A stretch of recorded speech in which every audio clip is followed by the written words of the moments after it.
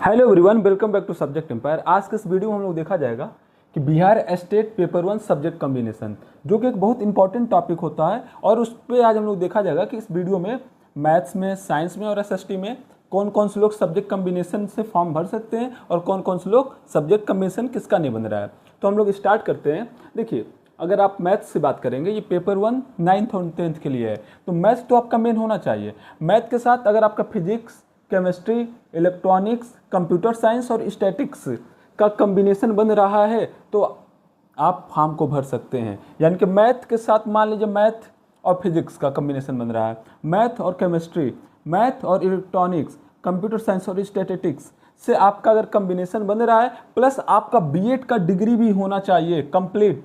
जब तक फॉर्म भरने से पहले आपके पास ग्रेजुएशन का डिग्री प्लस बीएड का कंप्लीट डिग्री होना चाहिए, तो आप इस फॉर्म को भर सकते हैं। जैसे मान लीजिए आप मैथ से हैं, फाइनल ईयर में गए, तो मैथ के साथ आप कोई कौन सा सब्जेक्ट लेंगे। मान लीजिए आप फिजिक्स लिए, केमिस्ट्री छोड़ दिए, तो आप ले सकते हैं। यानी कि ये जो टॉपिक है, मतलब ये जो है मैथ के साथ आपका physics, chemistry, electronics, computer science, statics plus BEd का डिग्री होना चाहिए, तो आप मैथ से भर सकते हैं। दूसरे इसमें क्या है, अगर आप इंजीनियरिंग से ग्रेजुएशन किए और मैथ आपका स्पेशलाइजेशन है, तभी भी आप इस फॉर्म को भर सकते हैं।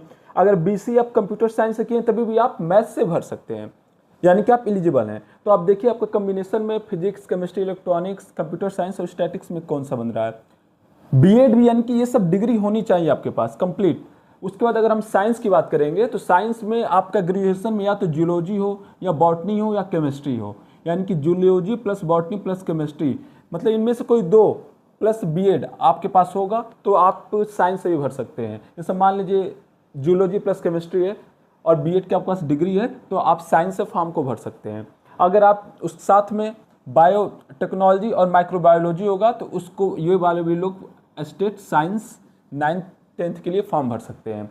ठीक है, अब एसएसटी की बात करेंगे। एसएसटी में कौन कौन से सब्जेक्ट कॉम्बिनेशन किसका किसका बन रहा है। अगर हिस्ट्री प्लस पॉलिटी है, अगर हिस्ट्री प्लस जियोग्राफी है, अगर हिस्ट्री प्लस इकोनॉमिक्स है, अगर जियोग्राफी प्लस पॉलिटी है और जियोग्राफी प्लस इकोनॉमिक्स है, प्लस अगर बीएड का डिग्री आपके पास है, तो आप इस फॉर्म को भर सकते हैं। आप एसएसटी के से फॉर्म को भर सकते हैं, आप इसको भर सकते हैं, आप इसको भर सकते हैं। ठीक, यानी कि history plus polity, history plus geography, history plus economics, geography plus polity और जियोग्राफी प्लस इकोनॉमिक्स अगर आपका सब्जेक्ट कॉम्बिनेशन हो रहा है और प्लस आपके पास बीएड का डिग्री है, तो आप एसएसटी 9th और 10th के लिए एलिजिबल हैं, फॉर्म को भर सकते हैं। लेकिन अगर पॉलिटी प्लस इकोनॉमिक्स आपका सब्जेक्ट कॉम्बिनेशन हो रहा है, तो आप इस फॉर्म को नहीं भर सकते हैं।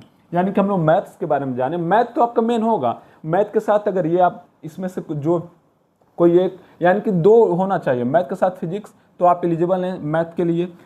उसके बाद अगर आप आएंगे साइंस की बात करेंगे, तो जियोलॉजी है, जियोलॉजी के साथ केमिस्ट्री है, तो आप साइंस से फॉर्म को भर सकते हैं। साथ में आपको अगर आप बायोटेक्नोलॉजी की हैं या माइक्रोबायोलॉजी है, तभी भी आप फॉर्म को भर सकते हैं। एसएसटी की बात करेंगे तो आपको ये फुलफिल होना चाहिए, तब आप एलिजिबल होंगे फॉर्म को भरने के लिए। अगर आपको वीडियो अच्छा लगा हो तो लाइक शेयर सब्सक्राइब फॉलो कर सकते हैं। Thanks for watching.